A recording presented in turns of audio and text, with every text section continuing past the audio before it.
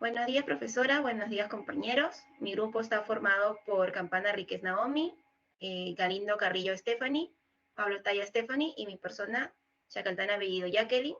La empresa que decidimos escoger ha sido Coca-Cola.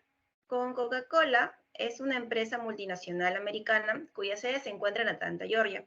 La empresa multinacional se especializa tanto en la producción, distribución y venta de refrescos. Coca-Cola produce sus productos que luego se venden en embotelladores y minoristas en todo el mundo. En la actualidad, la empresa tiene más de 200 filiales en varios países del mundo y ha diversificado sus productos con más de 500 marcas, lo cual se da cuenta del posicionamiento del mercado de Coca-Cola.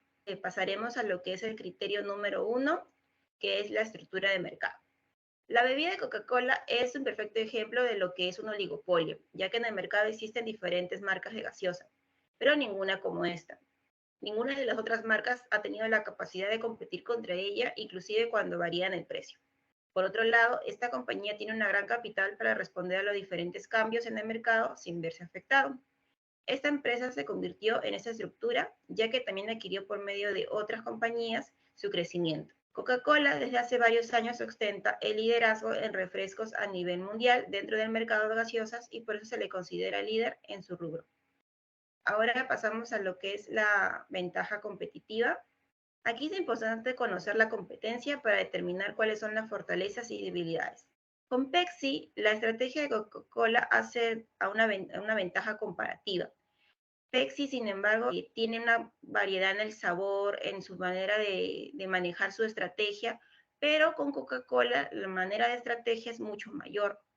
Pepsi, por ejemplo, representa una personalidad atrevida, libre y entretenida que puede ser de interés por su público objetivo de edad entre 3 y 35 años y como mencioné, con un gusto cítrico, ¿no?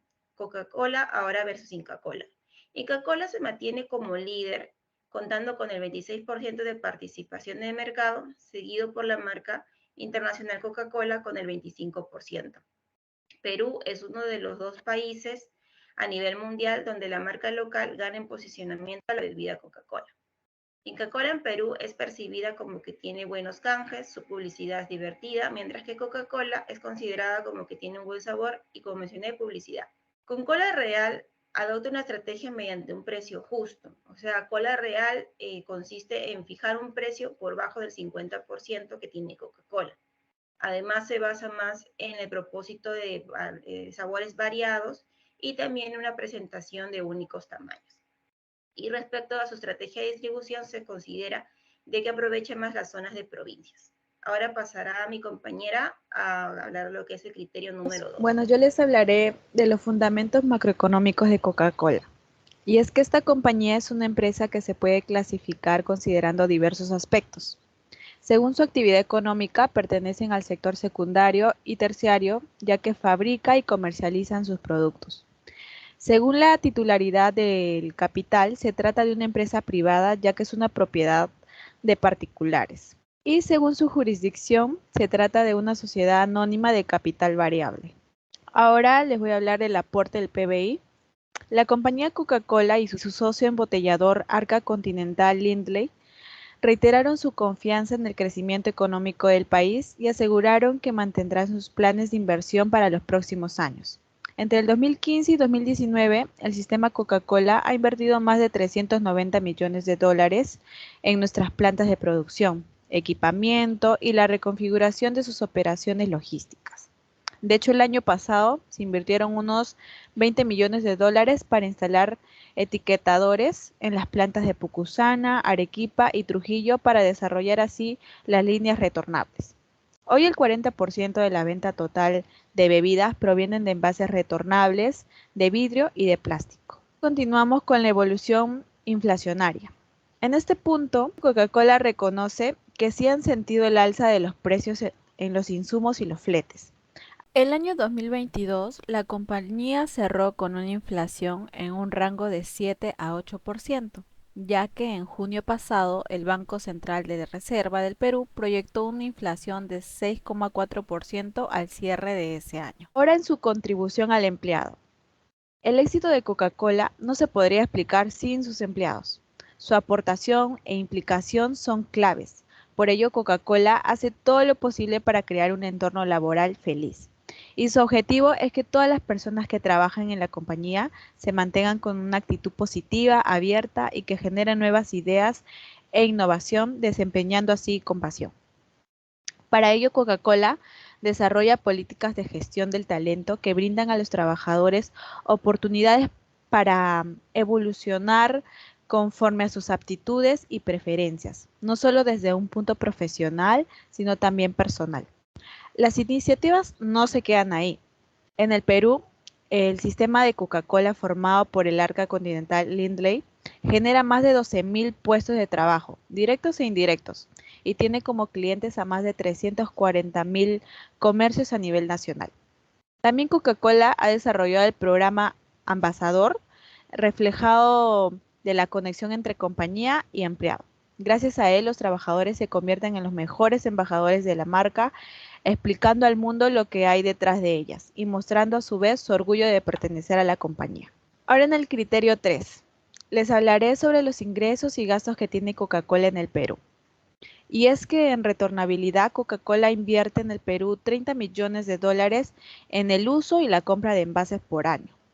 A su fecha, la compañía logra que el 40% de todas sus categorías de bebidas vuelvan a su punto de venta. Y a pesar de las complejidades, de las dificultades económicas, hay un dinamismo en el consumo. En julio del anteaño pasado versus el mismo mes del 2022, los volúmenes vendidos de la empresa crecieron un 14% y sus ingresos aumentaron un 18%.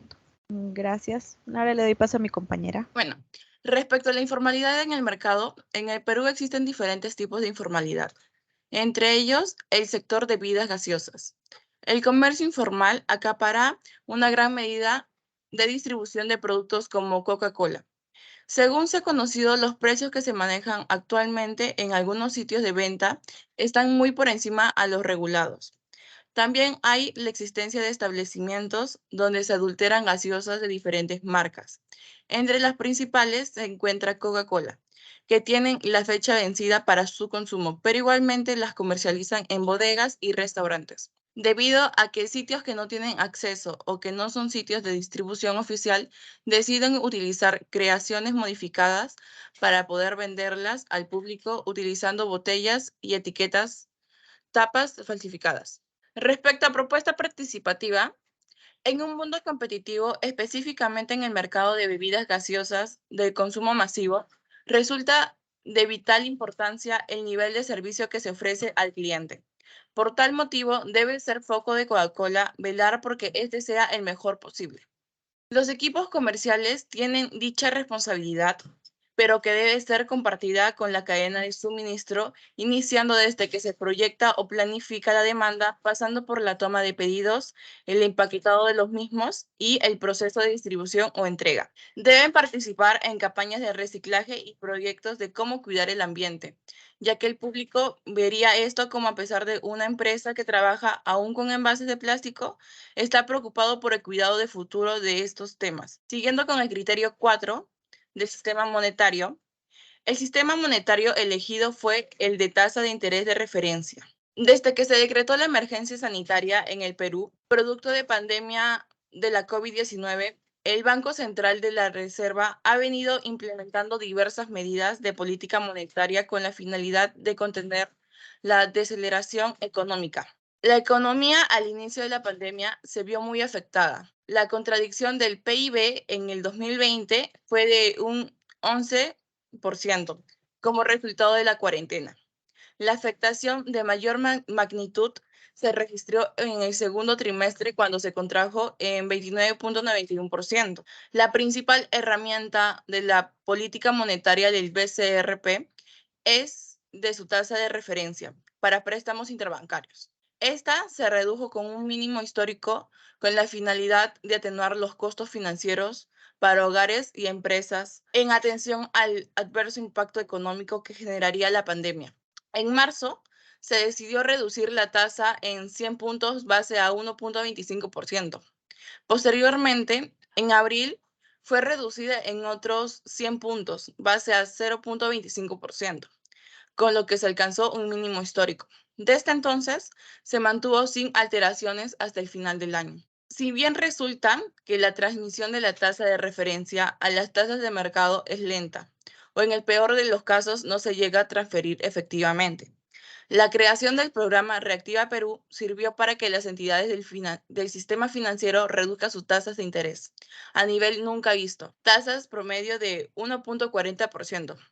Para los créditos de este programa, de hecho, la pequeña y microempresa ha sido los sectores más beneficiados. Siguiendo con el criterio 5, en el periodo de auge, Coca-Cola obtuvo un beneficio neto atribuido en el 2019 de 8.920 millones de dólares, un 39% más que en el año anterior, cuando ganó 6.434 millones, un nuevo avance significativo en el último trimestre, gracias a la buena acogida que obtuvo sus nuevos productos ese año. La multinacional con sede en Atlanta obtuvo una ganancia de 2.07 dólares por acción frente a los 1.50 dólares del ejercicio anterior. La facturación de Coca-Cola creció asimismo un 9% en el 2019 y se situó en 37.266 millones de dólares, según indicó la compañía en un comunicado. Continuando con el criterio 5, tenemos el inicio y pico de la pandemia.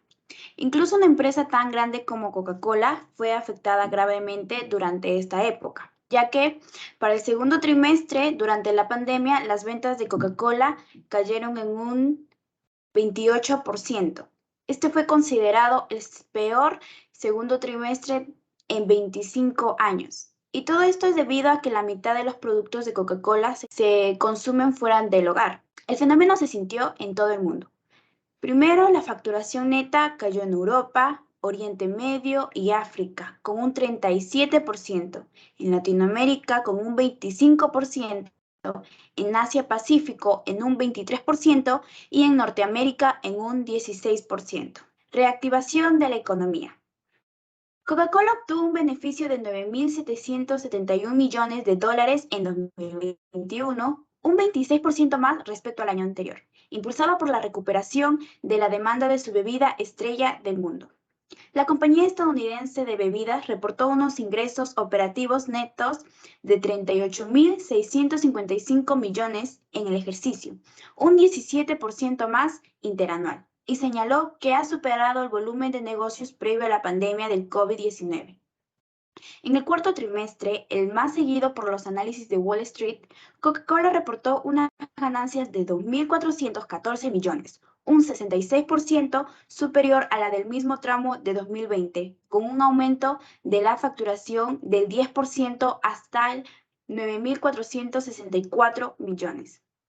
Ahora, el estado del posicionamiento de Coca-Cola en el Perú después de la pandemia. 150 botellas es el promedio que un peruano consume por año. A pesar de las complejidades de la dificultad económica, hay un dinamismo en el consumo, afirma Ignacio Pro, gerente general de Coca-Cola en Perú. En julio 2022 versus el mismo mes en 2021, los volúmenes vendidos de la empresa crecieron un 14% y sus ingresos aumentaron un 18%.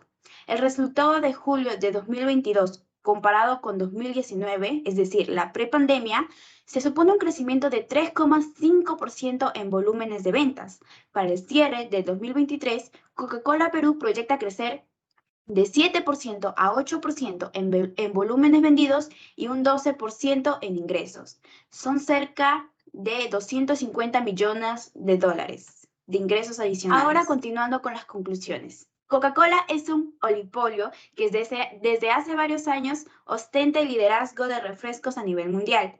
Ha tenido una gran actividad debido a que pueden manejar sus precios y que se llegue a un consenso. Coca-Cola Perú ha atribuido tanto en el PBI como con el crecimiento del empleo peruano. El primero realizando inversiones en proyectos en diferentes departamentos del país, logrando un crecimiento en el porcentaje de sus ventas, y el segundo a través de la capacitación de sus empleados, que como consecuencia nos da el crecimiento de más fábricas. El BCR implementó una serie de medidas de política monetaria expansiva con el fin de evitar que la crisis económica sea tan profunda. Entre estas, resalta la reducción de las tasas de interés de referencia a mínimos históricos para abaratar los créditos, desempeñando un rol fundamental en la reactivación económica frente a la pandemia por el COVID-19. Para terminar, nuestras recomendaciones. Primero, Coca-Cola debe seguir manteniendo sus estrategias para seguir consolidado en su posición de uno de los mayores proveedores de bebidas de gaseosas, estando pendiente de su competencia y siguiendo innovándose para llegar a más público. Coca-Cola debe mantener íntegro su pago de impuestos, sin caer en la ilegalidad y seguir contribuyendo al Estado peruano a través de proyectos en conjunto con el Estado, que darán como beneficio más empleo a peruanos y incrementará la economía.